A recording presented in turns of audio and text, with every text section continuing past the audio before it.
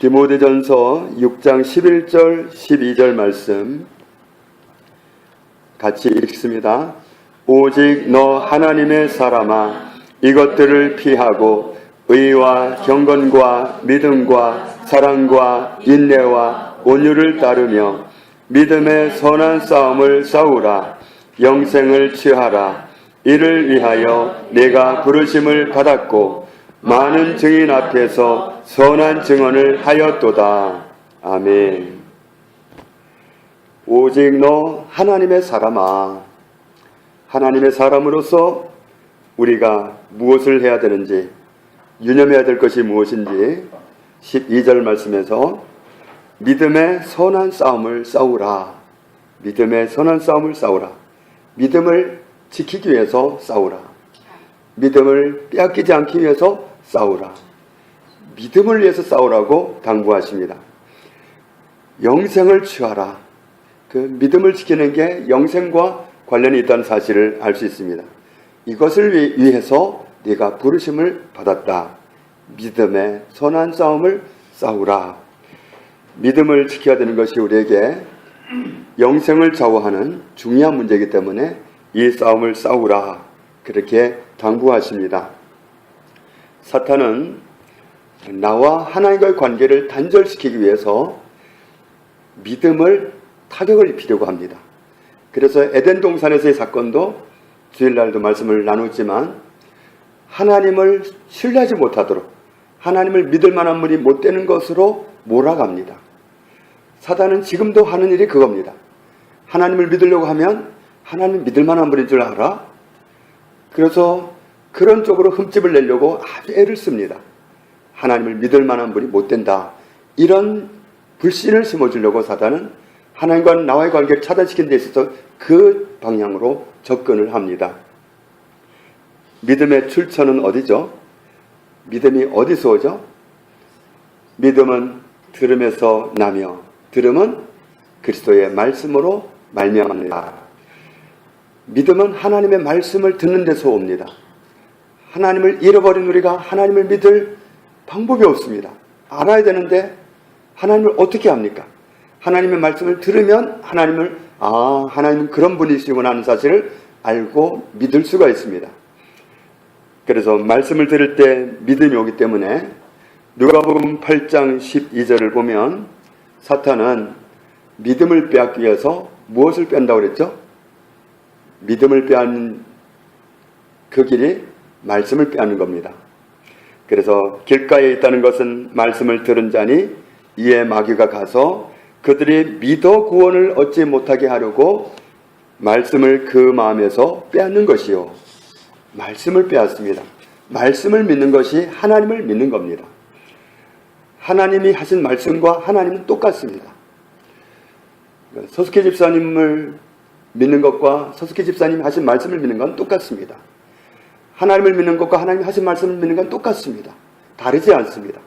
하나님 말씀을 믿는 게 곧 하나님을 믿습니다. 그렇기 때문에 내가 들은 말씀을 믿고 믿어서 구원 받을까봐 그렇게 되지 않게 하려고 말씀을 빼앗습니다. 내 마음에 뿌려진 말씀을 빼앗는 것이 사탄이 하는 일입니다. 그리고 말씀을 듣는 자리에서 또 해방합니다. 고린도후서 4장을 보겠습니다.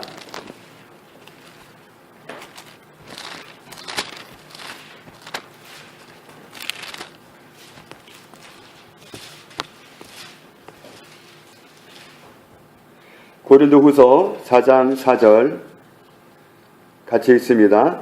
그 중에 이 세상의 신이 믿지 아니한 자들의 마음을 혼미하게 하여 그리스도의 영광의 복음의 광채가 비치지 못하게 함이니 그리스도는 하나님의 형상이니라. 아멘. 세상은 믿지 않는 사람들, 그런 사람들의 마음을 혼미하게 합니다. 그래서 말씀을 듣는 자리에서도 사탄은 역사합니다. 그래서 우리가 언뜻 오해하면 기도원에 가면 굉장한 은혜가 있을 것 같습니다. 엄청난 시험도 굉장히 많습니다. 은혜 받는 자리에 사탄의 역사도 굉장히 많습니다. 말씀을 듣는 자리에서 들으면 빼앗아야죠. 듣는 거 못 듣게 해야죠. 말씀 듣는 자리에서 사탄은 말씀을 못 듣게 합니다. 못 듣게, 말씀에 관심 못 갖게 다른 생각하게 하고 말씀에 집중하지 못하게 하고 그러면서 말씀을 집중하지 못하게 해서 놓치게 만듭니다.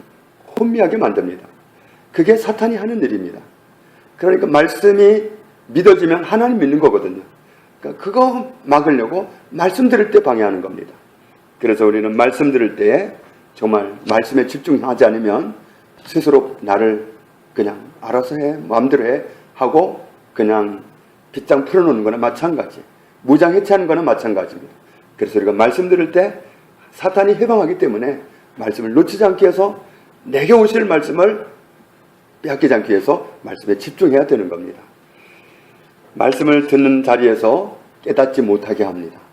깨달으면 일어나니까, 역사가 일어나니까 사탄에게 매여있던 사람도 거기서 벗어나 버리거든요.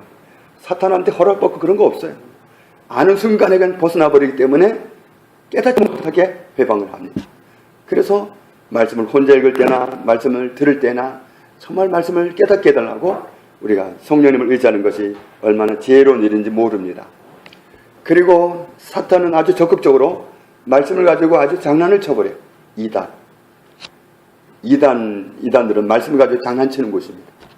완전히 왜곡시켜가지고 거기에 잘못 말씀을 그렇게 안경을 끼워버리면 기존 교회 가가지고 적응을 못합니다. 신천지에 빠졌던 사람들은 아주 엉터리 안경을 끼웠기 때문에 되지도 않은 그런 안경을 꼈기 때문에 기성교회 가면 적응 못해요. 거기서 어느 날 거기가 아니라는 걸 깨닫다 하더라도 기존 교회에 돌아와서 적응을 못해요. 이상한 안경을 끼워놔가지고 들으면 벌써 이게 혼동이 돼가지고 정신이 사나워가지고 어떻게 할 수가 없어요. 사탄은 그렇게 해방을 해요. 그렇게 말씀을 가지고 얼마나 장난을 하고 해방하는지 모릅니다. 믿음은 말씀의 소이기 때문에, 말씀을 믿으면 하나님을 믿는 거기 때문에 그렇게 해방을 합니다. 누가 의인이죠? 오직 의인은 믿음으로 말미암아 살리라. 하나님을 믿는 믿음으로 사는 사람이 의인입니다. 야고보서 5장 16절에 보면 의인의 간구는 역사하는 힘이 크다 그랬습니다. 우리가 나누었던 말씀입니다. 의인이 기도하면 역사하는 힘이 많다. 그게 하나님의 보장입니다. 그러면 우리는 의인입니까? 의인인지 아닌지 로마서 10장 10절에 마음으로 믿을 때에 의인이 되고 입으로 시인할 때에 구원을 이룬다. 마음으로 믿을 때에 이미 의인이 되었다는 말씀입니다. 그러니까 우리는 정말 암암리에 뭔가 노력을 해서 쌓이면 의인이 될 것 같은, 신앙의 연륜이 좀 깊어져 가지고 어느 단계에 도달하면 의인이 될 것 같은 그런 나도 모르는 그런 속임수가 교회 안에 많이 있습니다. 그런데 의인은 어떻게 되느냐 하면 의인은 만들어지는 게 아니라 태어납니다.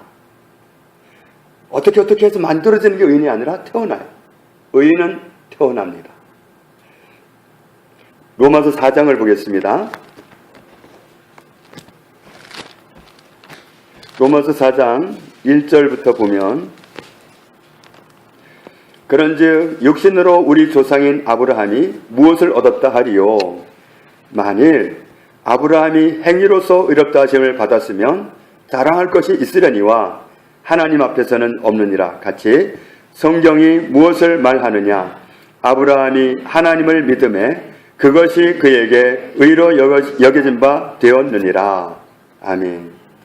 아브라함이 하나님을 믿으니까 의인이 되었습니다. 우리가 하나님을 믿으니까 의인이 된 겁니다. 하나님을 믿을 때에 의인이 된 겁니다. 하나님을 믿을 때 하나님은 우리를 의인으로 인정하십니다. 하나님을 못 믿는 게 죄인이에요. 하나님을 못 믿는 게 악인이에요. 하나님을 믿는 게 의인입니다. 하나님을 어떻게 믿습니까? 말씀을 통해서 하나님을 믿는 거예요. 하나님의 말씀을 듣고 내가 잘못 알았다. 하나님 믿습니다. 그러면 의인이 되는 거예요. 아브라함이 만들어진 게 아니라 하나님을 믿으니까 의인으로 태어난 겁니다. 믿으니까 의인이 되는 겁니다. 5장 17절을 보겠습니다.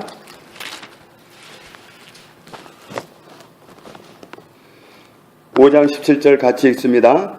한 사람의 범죄로 말미암아 사망이 그 한 사람을 왕 노릇하였은즉 더욱 은혜와 의의 선물을 넘치게 받는 자들은 한 분 예수 그리스도를 통하여 생명 안에서 왕 노릇하리로다.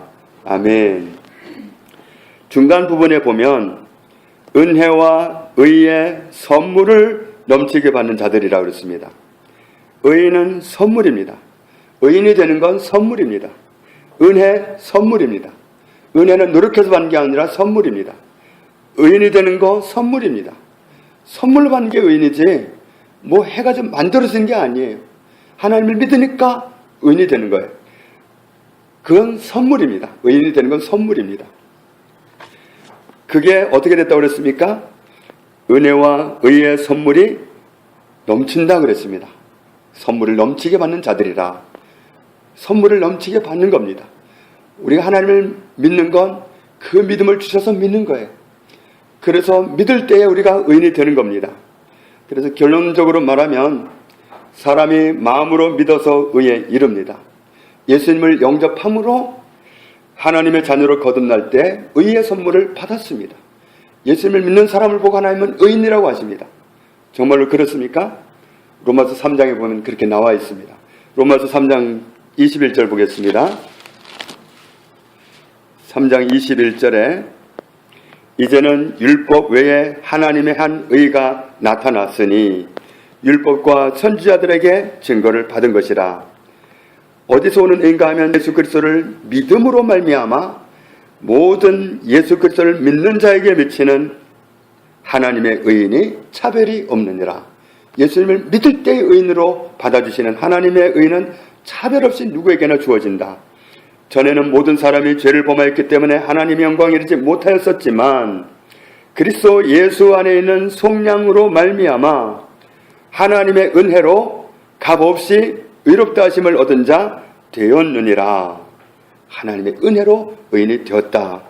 25절 보면은 25절 같이 읽습니다.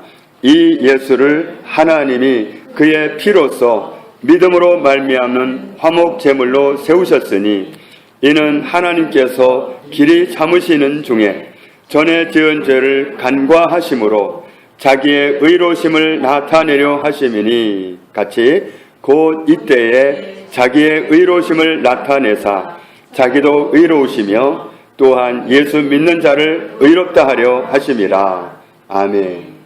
예수님 믿는 사람을 의롭다 하셔요. 예수님 믿는 사람을 의인이라고 하셔요. 내가 노력해서 의인이 되는 게 아니라 예수님만 믿으면 의인이에요. 예수님 믿습니까? 의인이 되었습니까? 예, 예수님을 믿는 것이 과거인 것처럼 예수님을 믿으면 의인이 되었습니다. 왜냐하면 그게 하나님의 은혜입니다. 예수 믿는 자를 의롭다 하신다. 그것이 하나님의 정책입니다. 우리가 그 정책 안으로 들어갔기 때문에 의인입니다. 의인의 기도는 역사하는 힘이 큽니다. 저 여러분의 기도는 역사하는 힘이 큽니다. 말씀대로 우리가 인정하는 것이 신상에 이롭습니다. 고린도후서 5장 17절을 보겠습니다. 고린도후서 5장 17절 같이 읽습니다. 그런즉 누구든지 그리스도 안에 있으면 새로운 피조물이라. 이전 것은 지나갔으니 보라 새 것이 되었도다. 아멘. 그리스도를 믿는다는 건 그리스도 안에 들어간 걸 말합니다. 누구든지 그리스도 안에 있으면 새로운 피조물입니다. 완전 새로운 존재입니다. 하나님이 인정해 주시는 사람입니다. 사실 의라는 건 하나님 앞에 설 수 있는 모습입니다. 의인이 아니면 하나님 앞에 못 서요. 죄는 하나님이 용납하지 않습니다. 하나님께 기도할 수 있지만 기도가 아닙니다. 응답이 되지 않기 때문에 하나님의 자녀만 기도하고 응답 받을 수 있어요. 그리스도 안에 있으면 새로운 피조물입니다. 저 여러분이 이미 새로운 피조물입니다. 21절 같이 읽습니다. 하나님이 죄를 알지도 못하신 이를 우리를 대신하여 죄로 삼으신 것은 우리로 하여금 그 안에서 하나님의 의가 되게 하려 하심이라. 아멘. 우리가 어떻게 해서 의인이 되는가 봤더니 원래는 로마서 3장 23절 말씀처럼 우리가 죄를 지었고 우리가 죄인이었고 우리가 하나님 앞에 못 나가고 있었습니다. 그런데 예수님이 우리의 죄를 다 넘겨받으시는 순간에 하나님이 그 아들을 죄로 삼으신 것은, 아무 죄 없는 그분을 하나님이 죄로 삼으신 것은 우리를 의인 삼으시기 위해서 그랬다. 우리를 의인 만드시기 위해서 그랬다. 그분이 죄인 되는 순간에 우리가 의인 되어버린 거예요. 예수님이 우리 죄를 담당하는 순간에 우리가 의인 됐어요. 그렇게 우리 죄를 담당하신 분이 우리 죄를 위해서 십자가에 달리셔서 우리 죄를 위해서 죽으신 겁니다. 그 피로 우리 죄가 다 씻겨졌습니다. 그래서 우리가 하나님 앞에 의인입니다. 그래서 죄인이 아니라 의인입니다. 의인의 기도는 역사하는 힘이 많습니다. 나는 하나님 앞에 언제나 설 수 있는 의인입니다. 나는 하나님의 은혜로 된 하나님의 의인이요 자녀입니다. 우리는 그 자격으로 하나님 앞에 이 밤에도 당당하게 기도할 수 있습니다. 우리는 쭈뼛쭈뼛하거나 망설이거나 그런 마음이 아니라 담대하게 하나님 앞에 기도할 수 있습니다. 우리는 우리의 믿음을 양보하지 말아야 됩니다. 믿음의 선한 싸움을 싸우라. 믿음을 양보하면 안 됩니다. 오늘 저녁 식사를 하고 오는 길에 이정배 집사님이 그런 대화를 나누었어요. 충성이라는 말을 영어 성경에서 표현을 하는데 굉장히 감동을 받았다고 들었습니다. 뭐라고 들으셨냐 그랬더니 믿음 충만한 것이 충성이라고 들었대요. 영어 성경은 그렇대요. 그래서 제가 원어 성경을 찾아봤습니다.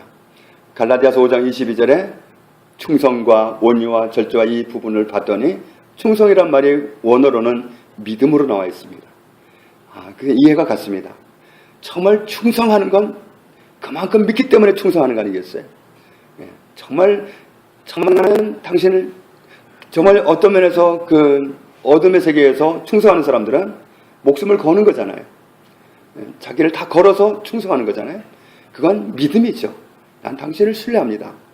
믿음이니까 맞다. 정말 그렇구나 하는 걸 이해를 할 수 있었습니다. 충성도 믿음에서 나옵니다. 믿음. 하나님을 믿는 믿음을 빼면 아무것도 아닙니다. 하나님을 믿는 믿음. 그 믿음을 빼앗겨서는 안 됩니다. 사탄은 오늘도 우리에게서 그 믿음을 빼앗아 가려고 합니다. 우리에게 주어지는 애가 무엇인지 우리는 날마다 새록새록 기억해야 됩니다. 나는 어떤 존재인가? 우리는 사랑받기 위해서 태어난 사람입니다. 우리는 하나님의 엄청난 사랑을 받고 살도록 지어진 사람들입니다. 그 사랑이 어떻게 옵니까? 예수 그리스도 안에서 쏟아집니다. 에베소서 1장을 보겠습니다.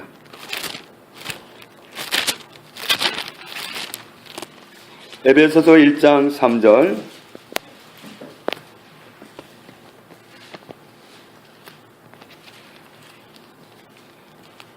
같이 읽습니다. 찬송하리로다. 하나님 곧 우리 주 예수 그리스도의 아버지께서 그리스도 안에서 하늘에 속한 모든 신령한 복을 우리에게 주시되. 아멘. 찬송합시다. 왜냐하면 하나님 곧 우리 주 예수 그리스도의 아버지께서 하늘에 속한 모든 신령한 복을 우리에게 주셨다. 하늘에서부터 주실 수 있는 모든 복을 다 주셨다. 어디에서? 그리스도 안에서. 그리스도 안에 있는 사람은 그 복을 받았습니다. 그 복을 마음껏 누리고 살아가도록 이미 주셨습니다. 그러니 어떻게 우리가 사랑받기 위해서 태어난 사람이 아닐 수가 있습니까? 우리에겐 무한한 보장이 있습니다. 우리는 이 권리를 주장하고 살아가야 됩니다. 집 나갔던 둘째 아들이 돌아와서 당당하게 권리를 주장한 것처럼 우리는 하나님 앞에서 우리에게 주어진 이 권리를 당당하게 주장하고 살아가야 됩니다. 아버지, 에베소서 1장 3절 보니까 모든 복을 다 주셨더만요. 감사합니다. 그리고는 그 복을 주장하고 그 복을 정말 말씀 여기저기서 나와 있는 그 복을 하나하나 찾으면서 날마다 주장하고 우리가 누려야 됩니다. 그것이 믿음입니다. 알고 주장하고 누리는 것이 믿음입니다. 모르고 손해보고 사는 건 믿음이 아닙니다. 우리가 날마다 말씀을 통해서 우리에게 모든 것을 보장하신 그 모든 것을 하나하나 찾아서 다 누리면서 살아가는, 우리가 어떻게 다 누릴 수 있겠어요? 그러나 정말 다 누릴 양으로 날마다 그 축복들을 찾아서 주장하고 선포하고 인정하고 그렇게 나감으로 하나님이 예비하신 모든 것을 다 누리고 살아가는 저와 여러분의 삶이 되기를 주님의 이름으로 축복합니다. 하나님 아버지 감사합니다.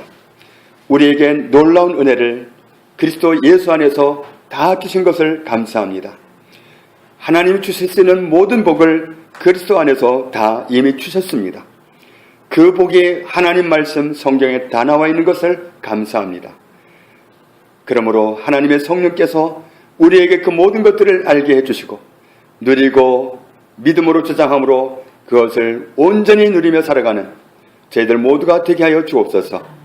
믿음의 선한 싸움을 싸우라 하셨사오니 이 믿음을 지키는 일에 우리가 정말 등한시하지 않기를 원하옵고 믿음을 든든히 지키고 일생을 살아갈 수 있도록 은혜를 주옵소서. 예수님 이름으로 기도합니다. 아멘.